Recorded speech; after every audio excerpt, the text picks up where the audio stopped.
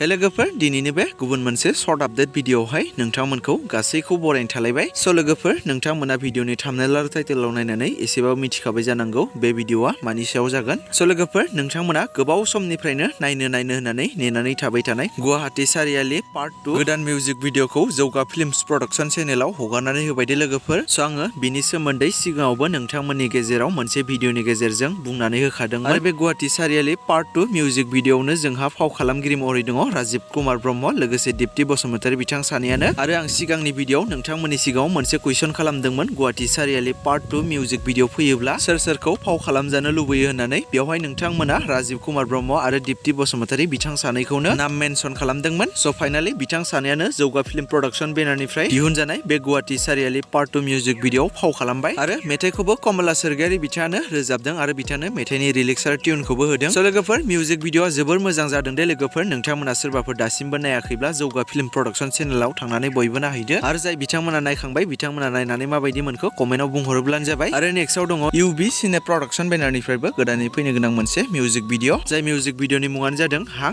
आरो आं बे मिउजिक भिडिअनि सोमोन्दैबो दाख्लै मोनसे भिडिअनि गेजेरजों बुंनानै होखाबाय। स' फाइनाली नोंथांमोना बे मिउजिक भिडिअखौबो UN सिने प्रडाक्शन चेनेलाव नुनो मोनसिगोन। आरो दायो अलरेडि टिजार भिडिअआबो आउट जाखाबाय UN सिने प्रडाक्शन चेनेलाव। स' नोंथांमोना फुल मिउजिक भिडिअखौ नायनो थाखाय बयबो नेनानै थाथ'दो। स' लोगोफोर दासिमनि भिडिअ आपडेटआ बेखिनियानोमोन। जुदि नोंथांमोना भिडिअखौ नायनानै मोजां मोनदोंब्ला लाइक खालामदो आरो चेनेलाव गोदानै नायदोंब्ला चेनेलखौ साबस्क्राइब खालामनानै खाथिनि बेल आइकनखौबो अलाव प्रेस खालामना लायोब्लानो जाबाय।